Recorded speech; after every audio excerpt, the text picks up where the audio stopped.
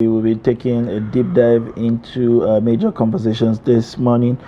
Security experts, civil society groups, and terrorist victims have criticized the Nigerian government for reintegrating 5,000 repentant Boko Haram terrorists while victims remain in IDP camps. They accuse the government of pampering ex-terrorists at the expense of those who suffered their atrocities.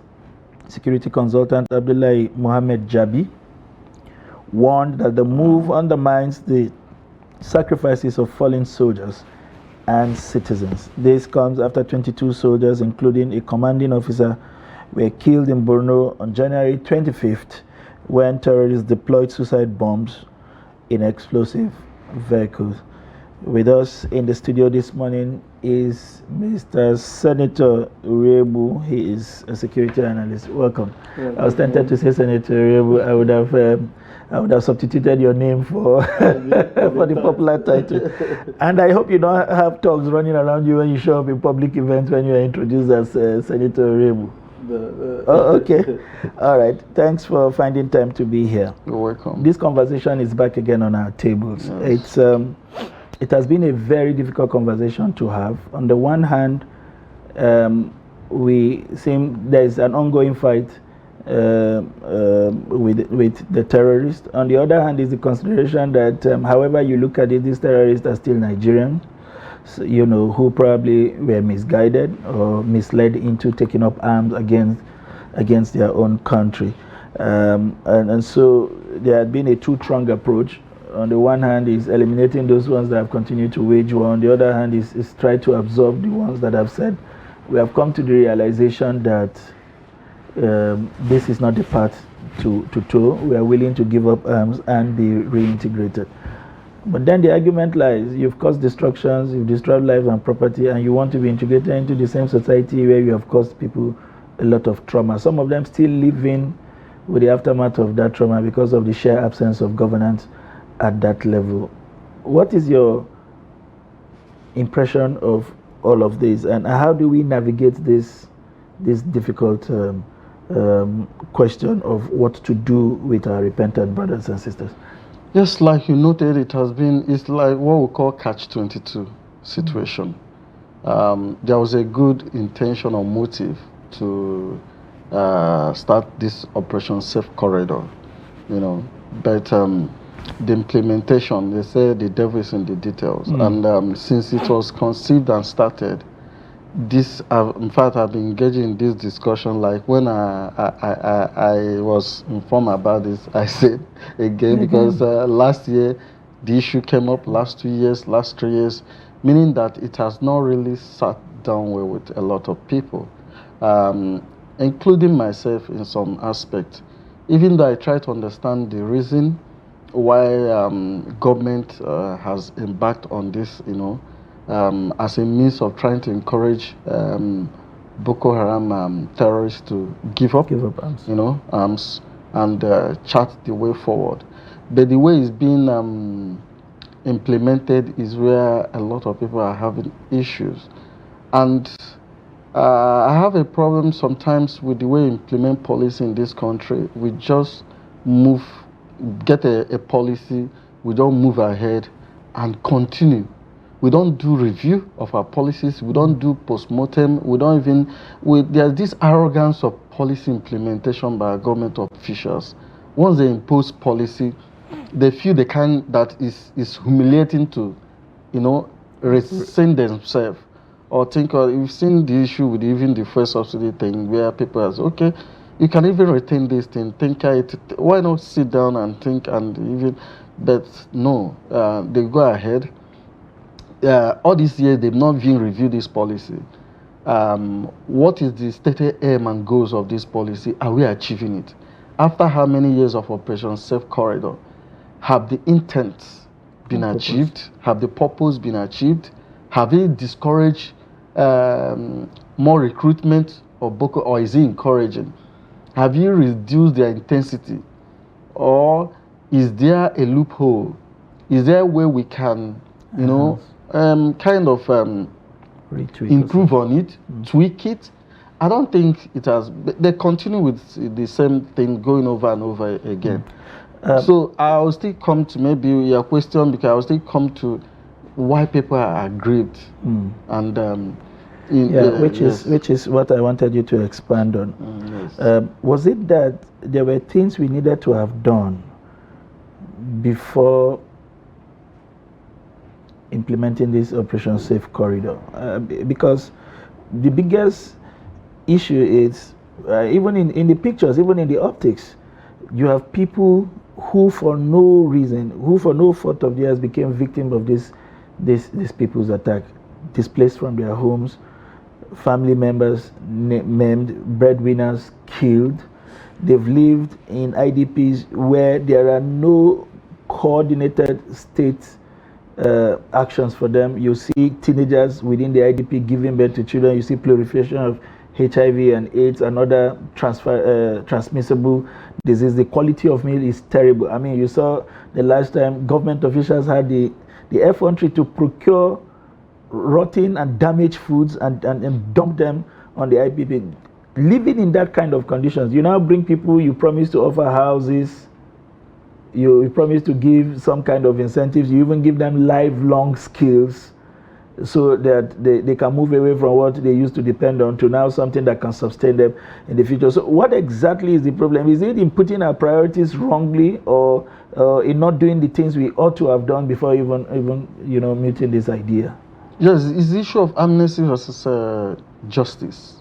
And government seems to be leaning too much on the amnesty part. And as you have reeled out, the boomerang effect is too much. You know, when you introduce, you check, no policy is perfect. True. But you know, check what are the advantages and disadvantages. If the disadvantages are more or overwhelming, you have to discard the policy or review it. But if the advantages are much more, you see how you can manage the disadvantages. For example, in my argument in defense of state police, I say, okay, the way because people entertain fear, it may be abused, and I said there's no perfect. You have to check. Okay, the advantage this will engender will be more than the disadvantage we are envisaging. The same thing with this Operation Safe Corridor. There are so many as you've revealed. The approach is skewed too much in favor of the aggressors. Yes, there have been some people who were forced to join, but that doesn't, it's just like somebody saying, I went to steal because I'm hungry. The law is the law. It will still have to apply. They say ignorance is not excuse for the law. And you just like, they are doing it in such a way that you are like encouraging bad behavior.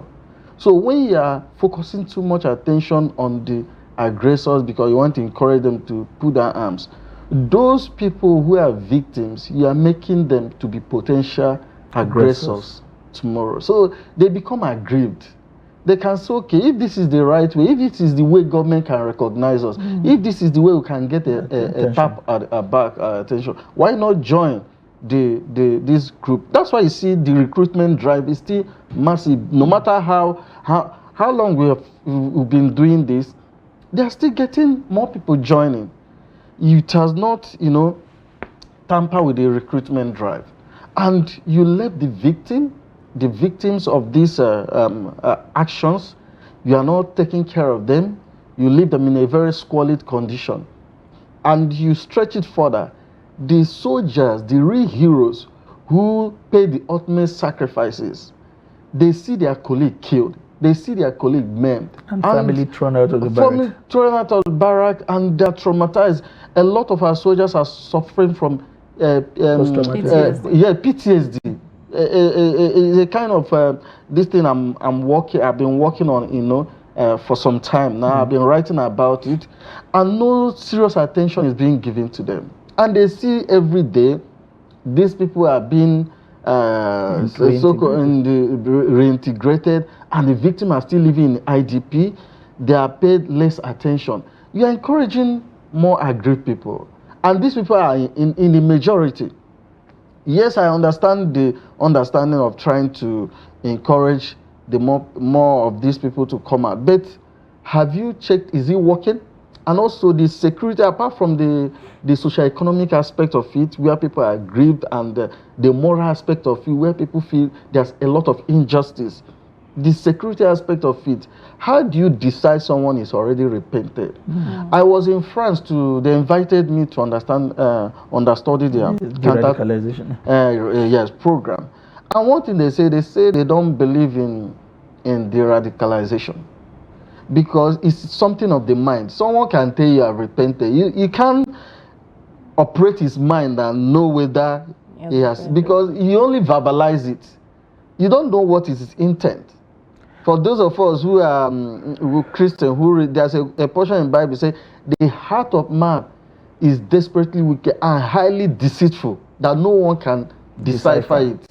I can come here and tell you you don't know what is at the back of my mind. So that's where the danger of this is. So, and that's where the post-mortem is necessary to review. After maybe 2 years or 3 years, you review what are the advantage and disadvantage. What impact have these, and what negative impact or positive impact we have achieved, and what are the negative? You weigh the options. Are there other means?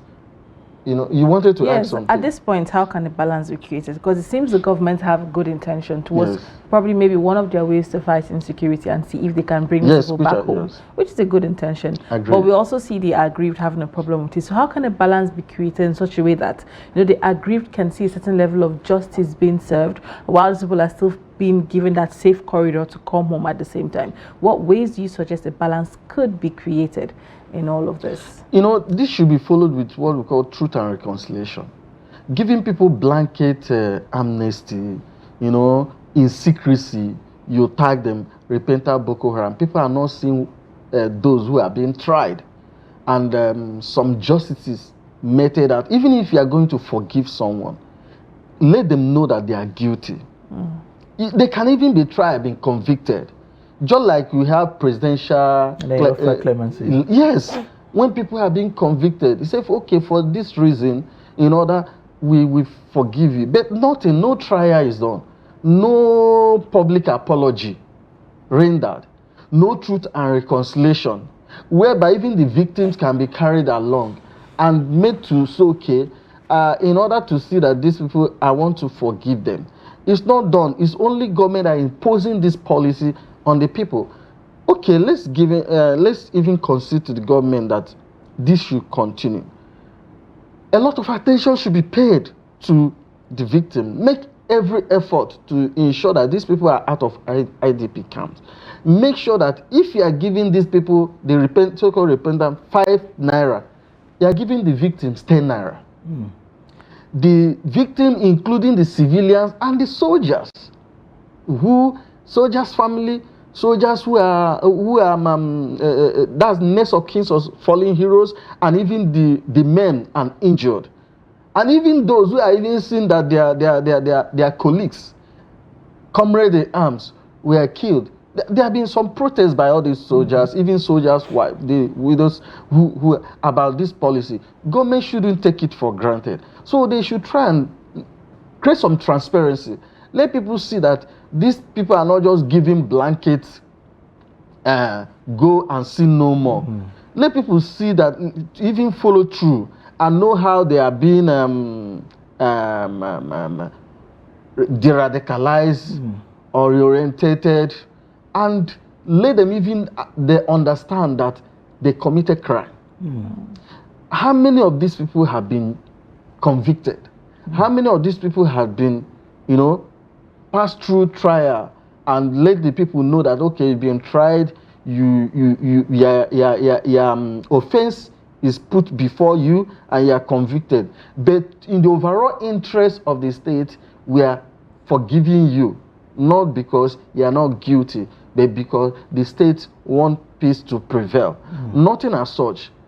Some of these, most of us, even those in the security sector, except those who are really implementing the program, actually understand what is going on. It's only talking about understanding, Senator. Yes. Are there global best practices that we can learn from, or how maybe not exactly in the form in Nigeria's form of how these kind of integrations have been carried out. Because I recall about a year ago sitting in the editorial board meeting where this conversation came up. And the argument was not even about the idea of resettlement. It was even what kind of resettlement do you want to carry out? Is it an isolated resettlement where you create a new town that can then be stigmatized and say, this is the town of the people who maimed and are now back? Or would you resettle them among the existing people where every day they will be reminded, you know, of what they had done and how they can be an outcast in some sense, you know, how families can even refuse marriages to those kind of people and all of that. What exactly would then, what do we do with these critical marks? Because it's a huge number now, even by the reckoning of the military officials. What do we do with these critical lots, you know, in moving forward or in learning from other clients? Yeah, it's a serious dilemma in every aspect of it, including the reintegration, including the access of forgiving them. Everything there is led with landmines. It's not an easy approach. And talking about the best practices, we've had cases in Rwanda, in Colombia with FARC rebels, the Rwanda issue after the genocide, the Hutus, we have the Sri Lanka after the defeat of Tamil Tigers. But you find that most times, why Nigeria is a bit different is that it's being implemented while the conflict is going on. It's being implemented without any negotiated settlement with the leaders of the terrorists or the group. But this other group is either the group have been defeated, like in the case of Sri Lanka and Rwanda, or there's a negotiated settlement in the case of FARC rebels with Colombian government. So they negotiate with the leaders, and terms of the amnesty, the terms of the are being spelled out. That, okay, look at what we are going to give you for laying down the arms, or look at how we are going to follow for reintegrating. Nothing as such. No discussion with the leaders, and that's why their leaders are at large. That's why as you are taking the they are recruiting. So there is no defined settlement of, is usually at the end of conflict, this kind of, or what will lead to the end of conflict. That's when you bring amnesty. That's when you bring, like when Yar'Adua government and Jonathan offered, it was a precondition for ending the militancy. That is, if you are dropping your arms, if you are ending the militancy, look at what we are providing. And since then, there have been, even though there are pockets of, but it has largely hold true. Because it was discussed at the level, at the strategic level of the leadership. But this wasn't arranged at the strategic level. In fact, the conflict has not ended. Boko Haram have not accepted defeat. In fact, they don't even recognize it. So it's unique in its own approach. And that's why we can say, okay, this is completely an example we can cite to, but it's just in terms of similarities, talking about best practices. So, and then reintegrating into the society. Like I said, it's a difficult situation. The communities may not accept them. They have to find another way of settling them where they are not where they are not recognized and known. And again, there is this fear. Are you tracking them to find out that they didn't go back to this or didn't pretend and start understanding the society and feeding intelligence back to their leadership, because their leadership is still intact. They are still there. They've not laid down their arms. So, like I said, repentance in the things of the mind. You can't tell who are repented. They have sleeper cells. You don't know if it's their strategy to say, okay, please go and if the pressure is too much, some of them will say, we repented, we come out, and they lay down low. People can plot something for 10 years, you won't know. 5 years, you won't know. 15 years, you won't know. So, is there any way to monitor and track these people, even as they resettle in the society? Are you resettling them in the society, they understudy it and find out the weaknesses and then feedback? So, there are a lot of challenges indeed. That's why you keep on monitoring, keep on reviewing. Okay. This is the aspect of the reviews where I'm having problems. So in your experience so far and what you've observed, what is that Are you seeing this as a ticking time bomb that would over time explode in the faces of the Nigerian government? I don't want to be a prophet of doom. I only want to say cautious optimism on the part of government. Cautious optimism. Even though, like I said, there is good motive for it. There's reason why government, there can be, in terms of numbers, it can put it, that aspect as successful in terms of numbers of those that have, given up, repented, and come out to this. But it can also be a ticking time bomb if it's not well monitored, if it's not well tracked, and understood that, yes, these people have actually repented and they are not working against the interests of the nation. So are there mechanisms to ensure that such are, apply? Recently, I was monitoring the Hamas-Israel, the Gaza ceasefire. There are some prisoners which Israel agreed to release.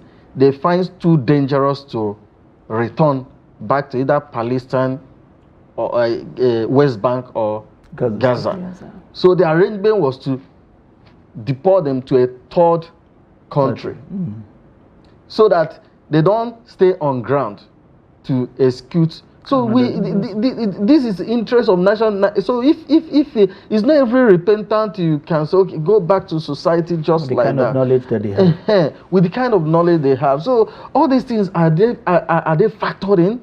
So these are some of the things they should look at to avoid what you describe ticking time bomb. So I don't want to make a categorical statement, say yes, it's a ticking time bomb, but I just want to use analysis to explain it. So it's late for government to know the right decision to take and decipher. There have been conversations, difficult conversations too, about how not everybody in that repentant category was actually willingly accepted to be part of the terrorist movement. Some were coerced, some were recruited as kids, and so never even knew of an alternative existence other than taking arms. We saw that in Rwanda, we saw that in Liberia, we saw that in Sierra Leone. And with those kind of people, you can talk about proper radical de-radicalization, working on them because they now see options different. Let us shift this conversation a bit to the IDPs, because central to all of this is the plight of the IDP. As the year went by, their plights have deteriorated. We have even seen forced reintegration, where crises have not ended, as you have mentioned, where environments are not safe, because the governor wants to show pictures of some level of success.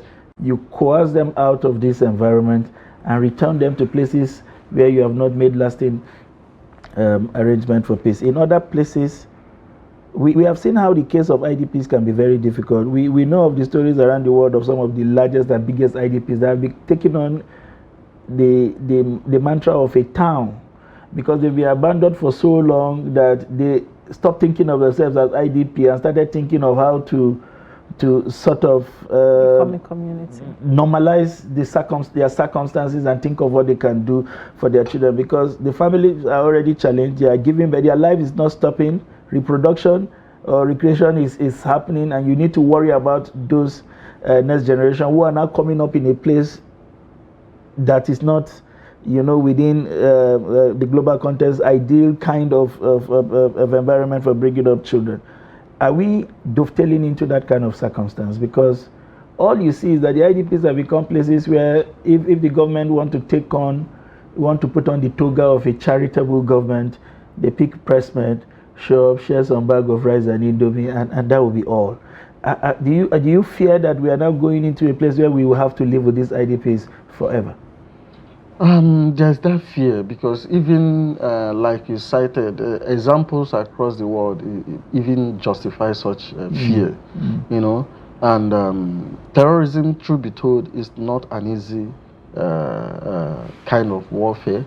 It has always been something very difficult, because it's an asymmetric type of warfare. So, and this argument also seems to support what government is trying to do, because at the end, when the IDPs will truly have a sense of a sense of safety, a sense of peace, is when the war actually ends. So, and I think that's what the effort of this Operation Safe Corridor is actually.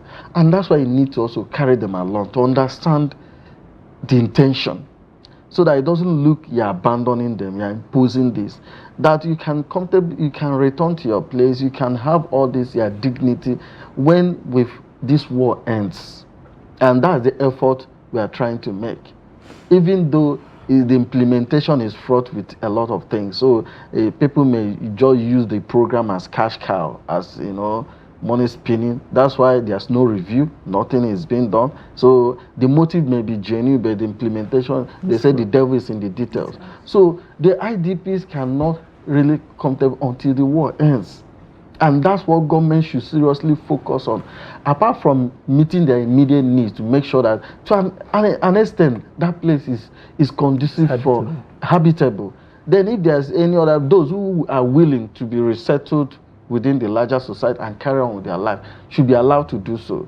You've seen in the case of Kenya, where there's a community of Somalis that's already taken a town on itself, a metropole, in Nairobi and other. Yes, you've seen also the Palestinian refugees in Lebanon, in Syria, in other places where they've taken a life of their own. So, and have been stayed there for decades, but why that one is happening, citizens of other country in another country. These are our citizens in our own country. So it's a shame if it continues. So if Somalians are in Kenya, they are not Kenyans. That one can be argued. Or Palestinians in Lebanon, in Jordan, in Syria, because they are not Syrians or this time, they have not had a viable state of their own. But we have viable state of our own. These are our citizens.